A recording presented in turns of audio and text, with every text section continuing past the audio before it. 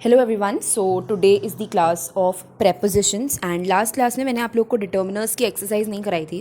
That's because I wanted कि मैं उसी टाइम पे डिटर्मिनर्स की एक्सरसाइज ना कराऊं, क्योंकि क्या होता है कि उस टाइम पे मैंने आप लोग को पढ़ाया, उसके बाद एक्सरसाइज करा दी, तो जो मैंने पढ़ाया होता है वो आप लोग को याद रहता है एंड मैं इस तरीके से एक्सरसाइज करा देती हूँ। बट अब मैं क्या करूँगी, मैं प्रेपोजिशंस और डिटर्मिनर्स दोनों की एक्सरसाइज साथ में कराऊंगी। इससे आप लोग खुद भी टेस्ट कर सकते हैं कि आप लोग को डिटर्मिनर्स का कितना याद रहेगा। ठीक है, मैं आप लोग को नेक्स्ट क्लास में प्रेपोजिशंस और डिटर्मिनर्स दोनों की एक्सरसाइज कराऊंगी। इससे यू कैन टेस्ट कि भाई 2 क्लास पहले डिटर्मिनर्स पढ़ा था वो अभी तक कितना याद है। ठीक है, सो that is it and I hope आप लोगों ने खुद ने भी वो एक्सरसाइजेस ट्राई की होंगी। So today's topic is prepositions. Prepositions की कुछ डेफिनेशन नहीं दूंगी मैं, सीधा I will start with examples. Okay, देखो prepositions are very easy, but कभी कभी प्रेपोजिशंस का सही मतलब समझना बहुत इंपॉर्टेंट होता है एंड आप लोग को बहुत सारे प्रेपोजिशंस का सही मतलब नहीं पता होगा। आप जब आज की क्लास अटेंड करेंगे तो will get to know. Okay, so now let's firstly start with prepositions of time. ठीक है, 10 प्रेपोजिशंस होते हैं टाइम से रिलेटेड एंड 10 प्रेपोजिशंस के आप लोग को फंक्शंस याद रखने हैं। ठीक है, अब वो फंक्शंस आप लोग को रटने नहीं है। All you need to do is कि मैं आप लोग को एग्जाम्पल्स बताऊंगी, आप लोग को एग्जाम्पल्स से समझना है। ओके, एंड प्रेपोजिशंस के नोट्स बनाने का सबसे बेस्ट आइडिया क्या है, देखो आप लोग प्रेपोजिशन के नोट्स ऐसे सिंपली मत बनाना, you need to make a table. ठीक है, सबसे पहले आप लोग एक टेबल बनाएंगे, प्रेपोजिशंस ऑफ टाइम की टेबल बनाएंगे। ठीक है, उस टेबल में आप लोग उस टेबल को आप लोग 10 रोज में डिवाइड करेंगे एंड 2 कॉलम्स में डिवाइड करेंगे। Okay, let me tell you how. देखो ये आप लोगों ने टेबल बना दी, इस टेबल को you need to divide in 10 rows and 2 columns. Okay, ये टेबल है प्रेपोजिशंस ऑफ टाइम की। ठीक है, तो 10 रोज में डिवाइड करना है और 2 कॉलम्स में डिवाइड करना है। ठीक है, आप लोग को सबसे पहले यहाँ पर लिखना है एट। ठीक है, फॉर एग्जाम्पल सबसे पहला मैंने प्रेपोजिशन पढ़ाया आप लोग को एट। ठीक है, उसके बाद यहाँ पर आप लोगों को इसी कॉलम में लिखना है एट का क्या फंक्शन होता है। ठीक है, उसके बाद यहाँ पर आप लोग को 2 कोई एग्जाम्पल लिखने हैं, एक कोई ईजी सा एग्जाम्पल और एक कोई ट्रिकी एग्जाम्पल। ओके, इस तरीके से आप लोग को प्रेपोजिशंस के नोट्स बनाने हैं। आई होप आप लोग अभी तक के सारे क्लासेस के नोट्स बना रहे हो, तो प्रेपोजिशंस के नोट्स आप लोग को इस तरीके से बनाने हैं। Right, so now let's start with prepositions. First preposition is at. ठीक है, ओके, एट क्या इंडिकेट करता है कि कब कौन सी चीज़ होगी। ठीक है, for example she married at the age of 20। ठीक है, तो वो कब मैरी कर रही है, at the age of 20। Okay, उसके बाद I called my friend at night.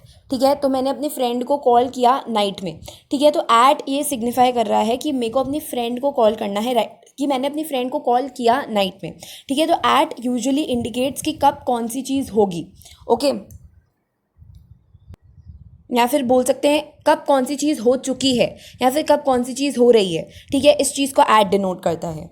Right, eight usually timings के साथ यूज़ होता है। ठीक है, for example year. Okay, day का किसी टाइम के साथ यूज़ हो सकता है, किसी फेस्टिवल के टाइम के साथ यूज़ हो सकता है। ओके, बट एट जो है वो मॉर्निंग, इवनिंग, आफ्टरनून इन चीज़ों के लिए यूज़ नहीं होता। ठीक है, इन 3 वर्ड्स के लिए यूज़ नहीं होता एट, मॉर्निंग, इवनिंग, आफ्टरनून। ठीक है, फॉर एग्जाम्पल आप लोग ऐसे नहीं बोल सकते कि I will eat the dinner eight morning. ठीक है, this is the wrong sentence. तो मैंने अभी तक आप लोग को एट में बताया, एट जो है वो यूजुअली ये इंडिकेट करता है जब कोई चीज़ हो रही होती है। ठीक है, या फिर हो चुकी होती है या फिर होने वाली होती है। ओके,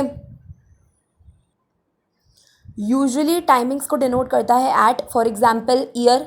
ठीक है, किसी ईयर को डिनोट कर सकता है, किसी डे के टाइम को डिनोट कर सकता है, किसी फेस्टिवल के टाइम को डिनोट कर सकता है। For example at Dussehra and Diwali, मतलब कि जब दशहरा और दिवाली हो रहे हैं उसके टाइम को डिनोट कर रहा है यहाँ पर एट। ठीक है, तो एट के कुछ एग्जांपल्स हैं। मैंने आप लोग को एट के केस में एक एक्सेप्शन बताया कि एट कभी भी morning, evening, afternoon in 3 words के साथ यूज़ नहीं हो सकता। Okay, now comes the next preposition of time. The next preposition of time is in. Okay, तो मैंने आप लोग को बताया था एट जो है वो यूजुअली डिनोट करता है एग्जैक्ट टाइम जब कुछ हो रहा हो। ठीक है, इन जो है वो एग्जैक्ट टाइम नहीं डिनोट करता, इन डिनोट करता है पीरियड ऑफ दैट टाइम। ठीक है, फॉर एग्जांपल इन समर्स। ठीक है, इन समर्स मतलब पूरे के पूरे समर्स में। Okay, in 1990। Okay, in the evening, in the day time, in October, in 3 minutes. Okay, तो in usually indicates period of time. Okay, अब देखो इन के साथ मैं आप लोग को ड्यूरिंग पढ़ाऊंगी। इन और ड्यूरिंग के बीच में बहुत लोग कंफ्यूज होते हैं। देखो इनका क्या मतलब है कि शी वॉज बॉर्न इन 1990, ठीक है। इसका क्या मतलब है कि 1990 का एक पीरियड है, उसके अंदर किसी एक दिन पे ये बॉर्न हुई थी, ठीक है। अच्छा, अब इन जो है वो पीरियड को डिनोट करने के लिए यूज़ हुआ है, 1990 के पीरियड को डिनोट करने के लिए यूज़ हुआ है। एंड बट अगर इस सेंटेंस को देखा जाए तो इस सेंटेंस में ये पता चल रहा है कि 1990 का कोई एक दिन था जब वो पैदा हुई थी। ऐसा नहीं है कि पूरे के पूरे 1990 में वो रोज़ पैदा हुई थी। Okay, this is not the case. While as अगर मैं बात करूँ ड्यूरिंग की, ठीक है, तो ड्यूरिंग में क्या होता है, ड्यूरिंग एक्चुअली ये इंडिकेट करता है कि वो चीज़ थ्रू आउट दैट पीरियड चली ही जा रही है, ठीक है। फॉर एग्जाम्पल मैं बोलूँ कि there was a war during 1990, इसका क्या मतलब हुआ कि 1990 में डेली वॉर हुआ था, 1990 के पूरे पीरियड में वॉर हुआ था। तो आई होप आप लोग को इन और ड्यूरिंग के बीच में डिफरेंस समझ आया है। Okay, you can see here during the war, during the day. अब ड्यूरिंग द डे का क्या मतलब है, ड्यूरिंग द डे मतलब पूरा दिन, ठीक है। और यहाँ पर आप लोग देख सकते हैं इन the day time, in the day time मतलब कि the theft took place, okay, मतलब कि चोरी हुई इन द डे टाइम, मतलब इन द डे टाइम एक पीरियड को डिनोट कर रहा है, उस पीरियड में से किसी स्पेसिफिक टाइम पे चोरी हुई, ठीक है। और ड्यूरिंग द डे मतलब पूरा दिन, ठीक है। So this is the basic difference between in and during. अब मैं आप लोग को इन और ड्यूरिंग के एग्जाम्पल्स दूंगी।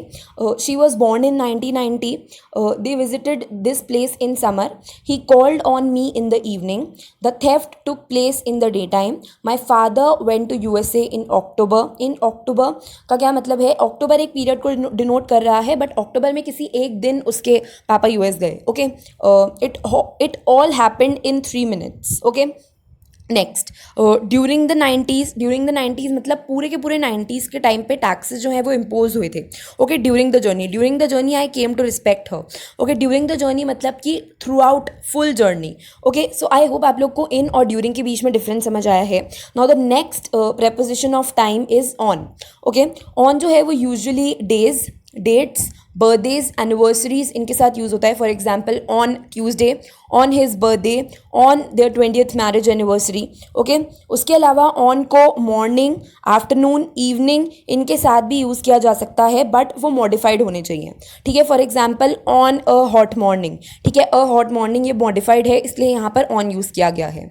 On a night like this, on a pleasant morning, ठीक है। ऑन अ प्लेजेंट मॉर्निंग क्यों यूज़ किया गया है, क्योंकि ये मॉर्निंग को मॉडिफाई करके अ प्लेजेंट मॉर्निंग कर दिया गया है। अगर सिंपल ऑन मॉर्निंग लिखा जाता तो वो गलत कहलाता। तो ऑन हमेशा इवनिंग, मॉर्निंग, आफ्टरनून इनके साथ तभी यूज़ हो सकता है जब ये मॉडिफाई किए जाएं। ओके, लाइक मॉर्निंग को मॉडिफाई कर दिया प्लेजेंट मॉर्निंग, आफ्टरनून को मॉडिफाई कर दिया हॉट आफ्टरनून। इस तरीके से जब ये मॉडिफाई किए जा सकें तभी उसके बाद इनके साथ ऑन यूज़ हो सकता है। Okay, now comes the next preposition of time, that is by, ठीक है। बाय मतलब कि लेटेस्ट टाइम, जब तक वो चीज़ हो जाए। ओके, मतलब कि जैसे you can C example hair, he will finish this work by 5 o'clock, मतलब 5 o'clock लास्ट डेडलाइन है, 5 बजे तक काम खत्म हो जाएगा। Okay, by that time, by 8 AM you must come to me by 8 AM, ठीक है, मतलब कि 8 बजे तक की डेडलाइन है, 8 बजे तक तुम मेरे पास आ जाना। ओके, बाय 10th में, बाय 10th में मतलब कि applications must be received by 10th में, मतलब 10th में तक लास्ट डेट है, 10th में के बाद एप्लीकेशंस रिसीव नहीं होंगी, 10th में से पहले पहले ही एप्लीकेशंस रिसीव होंगी। ओके, उसके अलावा बाय का एक और भी यूज़ होता है, बाय कभी भी ड्यूरिंग की जगह यूज़ हो सकता है। ओके, कभी भी ड्यूरिंग की जगह बाय यूज़ हो सकता है। तो अगर आप लोग किसी जगह बाय यूज़ करो या फिर ड्यूरिंग यूज़ करो, सेम ही चीज़ है। Okay, now the next is for. Okay, for is usually used for a time span, ठीक है। For example 12 days, 10 days, 5 hours, 3 hours, 7 months, 3 years, ठीक है। तो टाइम स्पैन के लिए हमेशा फॉर यूज़ किया जाता है। You can see here in the example, they have lived here for 5 years. It rained continuously for 12 years. Okay. तो फॉर के केस में you need to remember that it is used for a time span. Okay, now next is since. Okay,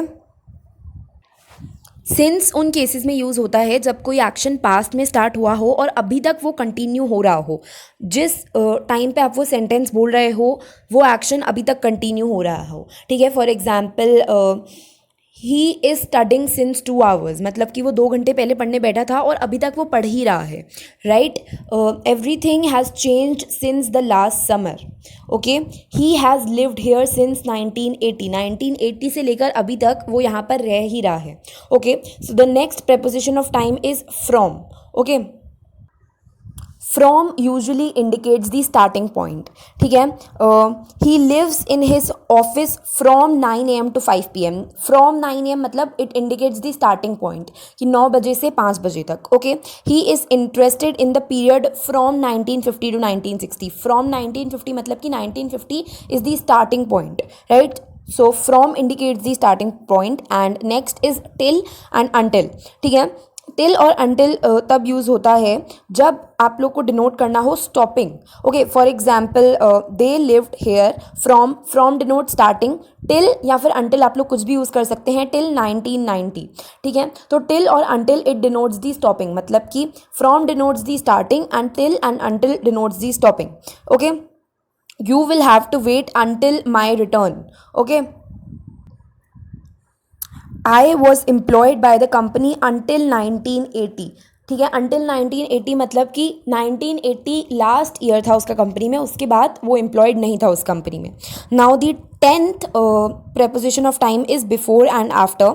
before means पहले और after means बाद में. Okay. So I get up before 6 मतलब कि मैं 6 से पहले उठ जाता हूँ. Okay. She return before Monday मतलब वो मंडे से पहले रिटर्न हो गई. Okay. They came here after 8 o'clock. वो 8 बजे के बाद आए. We went to Paris 4 years after our marriage. Okay. तो आफ्टर अवर मैरिज मतलब कि मैरिज के बाद. Okay. So these were 10 prepositions of time. जब मैंने आप लोग को लास्ट क्लास में बोला था कि prepositions ईजी हैं, तो मैं इस रीज़न की वजह से ही बोल रही थी क्योंकि आप लोग को prepositions में ज़्यादा चीज़ें याद नहीं करनी पड़ती. जस्ट मैंने आप लोग को सिंपल एग्जाम्पल्स दिए और थोड़ा फंक्शन बताया prepositions का. ठीक है. सो ये 10 prepositions थे, prepositions of time. Now we will study prepositions of place. Okay. Now preposition of time में मैंने आप लोग को बताया था एट यूज़ होता है जब आप लोग को कोई स्पेसिफिक टाइम डिनोट करना होता है. ठीक है. For example at 8 o'clock. ठीक है. जब आप लोग को इंडिकेट करना होता है कि कुछ चीज़ हुई है. उसी तरीके से एट जो है वो preposition ऑफ प्लेस भी है. एट इंडिकेट करता है एग्जैक्ट पॉइंट. जैसे preposition ऑफ टाइम में एट इंडिकेट करता था एग्जैक्ट टाइम, उसी तरीके से preposition ऑफ प्लेस में एट इंडिकेट करता है एग्जैक्ट प्लेस. ठीक है. For example at his village, at 10 Downing Street, at the town hall, at the London airport, at the new Delhi railway station. ठीक है. उसके बाद मैंने आप लोग को बताया था preposition ऑफ टाइम में इन. ओके. इन जो है that use to denote a period. ठीक है. किसी पीरियड में अगर कोई चीज़ हुई है तो उसके उस चीज़ के लिए वी यूज़ इन. ठीक है. For example I was born इन 2002. तो 2002 में मैं रोज़ बॉर्न नहीं हुई थी. 2002 एक पीरियड है, उस पीरियड में एक दिन में बॉर्न हुई थी. ओके. तो इन केसेस में इन यूज़ होता है. लाइक ऐसे केसेस में इन यूज़ होता है. ठीक है. उसी तरीके से prepositions ऑफ प्लेस में इन कहाँ यूज़ होता है? जब आप लोग को किसी बड़ी कंट्री या फिर बड़ा स्टेट, ठीक है, इसके बारे में रेफ़र करना हो. ठीक है. देखो मैं आप लोग को एग्जांपल देती हूँ. मैंने आप लोग को preposition ऑफ टाइम में बताया था कि इन किसी पीरियड को डिनोट करता है. ठीक है. फॉर एग्जांपल 2002 एक पीरियड है. ठीक है. एंड उस 2002 पीरियड में आई वॉज बॉर्न, राइट. तो उस 2002 में किसी एक दिन आई वॉज बॉर्न, तो मैं लिखूँगी I was born in 2002, right. इसी तरीके से मैं लिखूँगी आई लिव इन इंडिया. ठीक है. तो इंडिया एक बहुत बड़ी कंट्री है, उसके अंदर मैं कहीं रहती हूँ. इस तरीके से यहाँ पर मैं इन लिखूँगी. तो in is both preposition of time and a preposition of place. Okay. Next is on. Okay. On is also a preposition of place. On जो है it is use to denote a particular area of a particular area of land or place where something is. Okay. Now what do you mean by particular area of land? ठीक है. particular area of land मतलब कि कोई भी छोटा सा land. For example island हो गया, फार्म हो गया. ठीक है. Bank of a river. तो ये सब छोटे छोटे लैंड्स के एग्जाम्पल हैं. ठीक है. तो इसी तरीके से यहाँ पर एग्जाम्पल दिए हुए हैं. On the banks of the river, on the outskirts of the city. On the outskirt of the city क्या है? ये एक छोटे से लैंड का एग्जाम्पल है जो कि सिटी के बाहर है. ठीक है. तो इसलिए यहाँ पर ऑन यूज़ हुआ है. Again on a farm, on a island. ठीक है, so that is it for prepositions of place. Now the next is prepositions of direction, right? Okay. Okay, so the first example is from. preposition of time में मैंने आप लोग को बताया था from is use to indicate the starting point. ठीक है, from 9 AM, इस तरीके से मैंने आप लोग को एग्जाम्पल दिया था. ठीक है, तो preposition ऑफ डायरेक्शन में भी from is use to indicate the starting point. For example from China, from Chennai, from Kolkata. Okay, from office, from the fifth floor. Okay, तो यहाँ पर preposition ऑफ डायरेक्शन में भी from is use to indicate the starting point. ठीक है, you can see the example here, they came from China. ठीक है, from China मतलब कि चाइना स्टार्टिंग पॉइंट है, फिर वो चाइना से कहीं जा रहे हैं. Okay, we started from China, the train from Kolkata has arrived, मतलब कोलकाता उस ट्रेन का स्टार्टिंग पॉइंट था. ठीक है, तो preposition ऑफ टाइम में भी फ्रॉम जो है that was use to indicate the starting point, and यहाँ पर भी फ्रॉम जो है that is use to indicate the starting point. Okay, now the next example is of. Of का क्या मतलब होता है? तो ऑफ के दो मतलब होते हैं. सबसे पहला मतलब होता है ऑफ का कि किसी चीज़ को दूर भगाना. ओके, और किसी चीज़ को डिस्कनेक्ट करना. ठीक है, for example if you don't need me any more I will be of. ठीक है, इसका क्या मतलब हुआ कि उस चीज़ को दूर भगाना. ठीक है, सेकेंड एग्जाम्पल इज़ कि किसी चीज़ को डिस्कनेक्ट करना. ठीक है, for example she tried to push the dog off. ठीक है, इसका क्या मतलब हुआ कि वो डॉग से खुद को डिस्कनेक्ट करना चाहती थी, हटाना चाहती थी. ठीक है, तो सबसे पहले डॉग का सबसे पहले ऑफ का मतलब होता है कि किसी चीज़ को दूर भगाना या किसी चीज़ को खुद से डिस्कनेक्ट करना. ठीक है, ऑफ का दूसरा मतलब भी हो सकता है, दूसरा मतलब है ऑफ का कि to be close to something. Okay, for example 2 miles off the coast. ठीक है, इसका क्या मतलब हुआ? 2 miles ऑफ द कोस्ट मतलब कोस्ट के 2 miles पास. ओके, तो ऑफ के दो मतलब होते हैं. सबसे पहला मतलब होता है कि किसी को दूर भगाना या किसी को खुद से डिस्कनेक्ट करना. दूसरा मतलब डिनोट करता है कि कोई चीज़ के पास.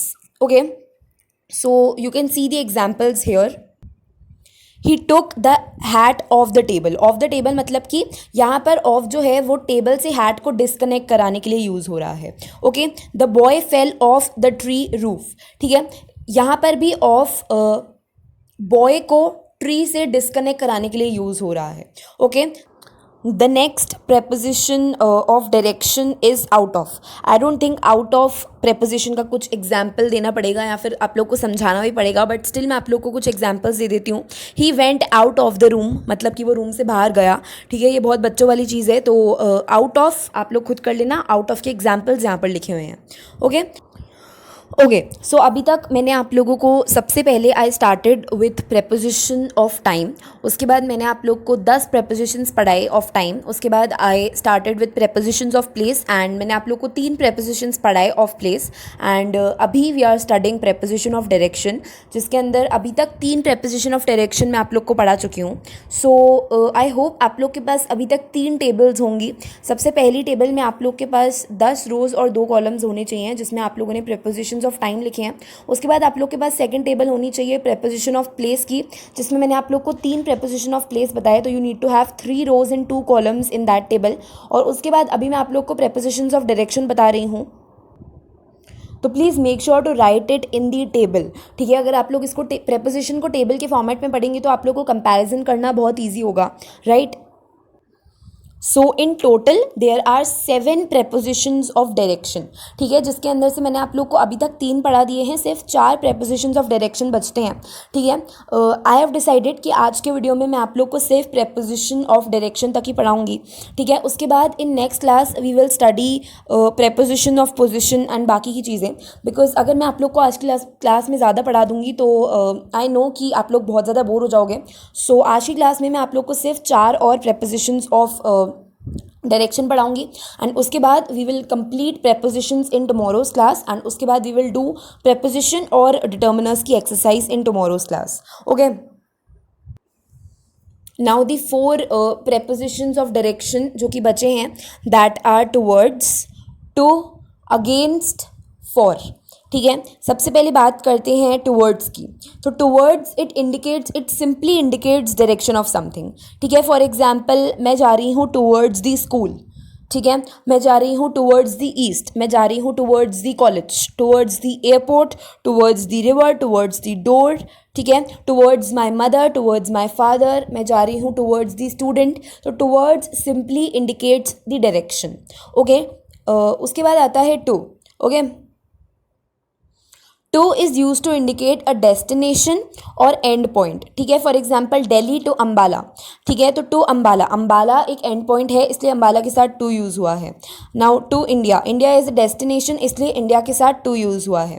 Okay, the train started from Kolkata and came to Delhi. अब Delhi is a end point इसलिए दिल्ली के साथ टू यूज़ हुआ है। To the station, station is the end point इसलिए यहाँ पर स्टेशन के साथ टू यूज़ हुआ है। ठीक है, यहाँ पर स्टेशन के साथ टूवर्ड्स भी यूज़ हो सकता था। Okay okay, so the next preposition of direction is against. Against मतलब किसी चीज़ का किसी दूसरी चीज़ पे प्रेशर लगाना या फिर कांटेक्ट होना। ठीक है, for example the child through the ball against the wall.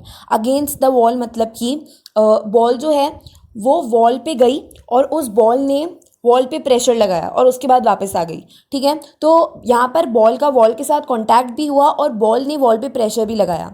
ठीक है, the crowd pressed against the door. Against the door मतलब कि क्राउड ने डोर पे प्रेशर लगाया। Okay, he hit his head against the branch. He hit his head against the branch, इसका क्या मतलब हुआ कि उसके हेड और ब्रांच का कॉन्टैक्ट हुआ। Right, so against is used for contact और pressure. Now the next preposition of direction is for. Okay, now for is only used when verb indicates the beginning of movement. ठीक है, तो यहाँ पर देखो left is a verb. ठीक है, it indicates the beginning of movement. Right, तो left क्योंकि यहाँ पर वर्ब है and it indicates the beginning, तो इसीलिए यहाँ पर फॉर यूज़ हुआ है। ठीक है, she left for Japan early in the morning. ठीक है, ये सिर्फ एक सेंटेंस है, आप लोग मतलब ये सिर्फ एक रूल मैंने आप लोग को बताया कि जब कभी भी वर्ब बिगनिंग ऑफ मूवमेंट पे आ जाए उस केस में आप लोगों को फॉर लगाना है। ठीक है, ये सिर्फ एक एग्जाम्पल है, एक सेंटेंस है जिसके हेल्प से आप लोग रिमेंबर कर सकते हैं फॉर कहाँ पर लगाना है। अदरवाइज आप लोग को फॉर नॉर्मल सिचुएशंस में लगाना आता ही होगा। ठीक है, दे लेफ्ट, अब देखो left is a verb and यहाँ पर लेफ्ट जो वर्ब है ये बिगनिंग ऑफ मूवमेंट को इंडिकेट कर रहा है। ठीक है, दिस इंडिकेट्स द बिगनिंग। ठीक है, इसलिए यहाँ पर फॉर यूज हुआ है, for home. Okay, now this example we set off for New York. अब set off is a verb. Set off का क्या मतलब होता है कि किसी जर्नी पे जाना। ठीक है, तो set off is a verb and ये बिगनिंग ऑफ मूवमेंट को इंडिकेट कर रहा है। ठीक है, तो इसलिए यहाँ पर इस केस में न्यूयॉर्क के साथ फॉर आया है। राइट, तो देखो इस सेंटेंस में लेफ्ट, इस सेंटेंस में सेट ऑफ और इस सेंटेंस में लेफ्ट, ये तीनों इंडिकेट कर रहे हैं बिगनिंग ऑफ अ मूवमेंट। ठीक है, ये तीनों verbs all the three are indicating the beginning of movement. That's why इस केस में फॉर यूज़ हुआ गया है, इन तीनों केसेस में फॉर यूज़ हुआ गया है। राइट, तो फॉर वैसे आप लोग को जनरली यूज़ करना आता ही होगा, मेरे को आप लोग को सिर्फ एक एग्जाम्पल देना था और एक सिंपल रूल बताना था फॉर का। सो अभी तक मैं रिवाइज करवा देती हूँ मैंने क्या करा है। सबसे पहले we started with prepositions of time. ठीक है, prepositions ऑफ टाइम में मैंने आप लोग को 7 prepositions बताए। सबसे पहले मैंने आप लोग को एट बताया, then in, on, during, by, for, from, since, till, until, before, after. ठीक है, these were the 10 prepositions of time. Then we started with prepositions of place और मैंने आप लोग को 3 prepositions ऑफ प्लेस बताए, at, in, on. Okay, then I told you 7 prepositions of direction, from, of, O double F, of, out of, for, against, to, towards. ठीक है, तो I hope ये जितने भी मैंने आप लोग को prepositions बताई ये मैंने आप लोग को एग्जाम्पल्स के साथ समझाने की कोशिश की एंड आई होप आप लोग को समझ आए होंगे ये सब। So what you are suppose to do कि मैंने आप लोग को वीडियो के स्टार्टिंग में दैट इज़ क्लास के स्टार्टिंग में बता दिया था कि आप लोगों को एक टेबल बनानी है, that is prepositions of time की टेबल बनानी है, prepositions of place, prepositions of direction की टेबल बनानी है। ठीक है, अगर आप लोग ये टेबल बना के नहीं पढ़ेंगे तो आप लोग के लिए बहुत थ्योरेटिकल और कन्फ्यूजिंग हो जाएंगे। राइट, अब सिर्फ दो टाइप के प्रेपोजिशंस और बचे हैं, प्रेपोजिशंस ऑफ पोजीशन और preposition of travel and movement. Prepositions of position में 5 से 6 टाइप्स हैं, 5 से 6 एग्जांपल्स दूंगी आपको, और preposition of travel and movement में 7 to 8 एग्जांपल्स दूंगी। ओके, सो उसके बाद नेक्स्ट वीडियो में ये prepositions खत्म हो जाएगा and then we will do the exercise of prepositions as well as determiners. तो प्लीज़ मेक श्योर कि आप लोग डिटर्मिनर्स की एक्सरसाइज ट्राई कर लें। डिटर्मिनर्स की एक्सरसाइज मैंने आप लोग को पहले भी बताया था क्लास के स्टार्टिंग में कि डिटर्मिनर्स की एक्सरसाइज मैंने आप लोग को इसलिए करने के लिए दी है ताकि आप लोगों को लॉन्ग टाइम तक, दैट इज़ 2-3 दिन तक डिटर्मिनर्स याद रहे।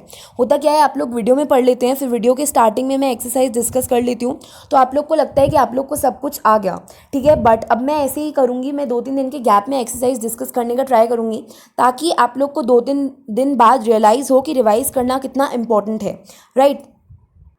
ऑल्सो आज की क्लास के लिए आप लोग के पास असाइनमेंट ये है कि नेक्स्ट क्लास के बाद वाली क्लास में we will start descriptive paragraphs. तो आज की क्लास का असाइनमेंट ये है कि आप लोग को क्या करना है कि you need to take, like आप लोग को कुछ भी ले लेना है, ठीक है। फॉर एग्जाम्पल कोई बुक ले ली, ठीक है, कोई आप लोग के घर में कोई मूर्ति हो, ठीक है, कोई स्कल्पचर हो वो ले लिया, कोई फेमस पर्सनालिटी ले ली, या फिर कोई इवेंट ले लिया, आप लोग की लाइफ का कोई मेमोरेबल इवेंट ले लीजिए, ठीक है। फॉर एग्जांपल आप लोग का बर्थडे या फिर कभी आप लोगों ने कुछ अचीव किया हो उस वो वाला दिन, तो किसी भी चीज़ के बारे में आप लोग को डिस्क्रिप्शन लिखना है, किसी पर्सन के बारे में, ठीक है, या फिर कोई जगह आप लोग को बहुत अच्छी लगती है। फॉर एग्जांपल आप लोग के घर के पास कोई जगह है, या फिर आप लोग कभी हिल स्टेशन पे गए हो, कभी अपनी फैमिली के साथ घूमने गए हो, ठीक है। तो या आप लोग को किसी भी चीज़ के बारे में डिस्क्रिप्शन लिखना है, राइट। मैं वापस से रिपीट कर देती हूँ, किसी भी इंसान के बारे में लिख सकते हैं आप लोग, किसी भी थिंग के बारे में लिख सकते हैं, किसी एनिमल के बारे में लिख सकते हैं, किसी इवेंट के बारे में लिख सकते हैं, किसी डे के बारे में लिख सकते हैं, किसी ट्रिप के बारे में लिख सकते हैं। तो आप लोग को क्या करना है, you need to write the description, ठीक है।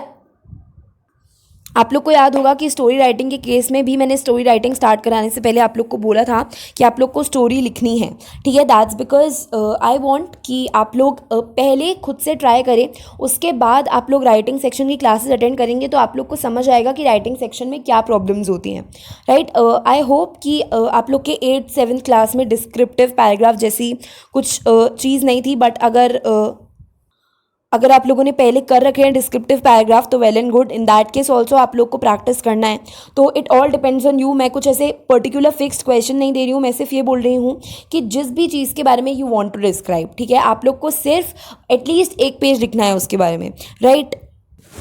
Okay, so that is it for today's class. Please make sure to complete the assignments, and अगर कोई पहले वाली क्लास का असाइनमेंट नहीं खत्म किया है तो please make sure to complete that as well, and please make sure to keep revising जो भी मैं डेली पढ़ा रही हूँ। अदरवाइज आप लोगों को अभी के लिए तो समझ आ जाएगा बट लॉन्ग टर्म के लिए कुछ याद नहीं रहेगा। सो इट्स वेरी इंपॉर्टेंट कि यू कीप ऑन रिवाइजिंग जो भी मैं आप लोग को डेली पढ़ा रही हूँ। So thank you for tuning in, या have a nice day, bye.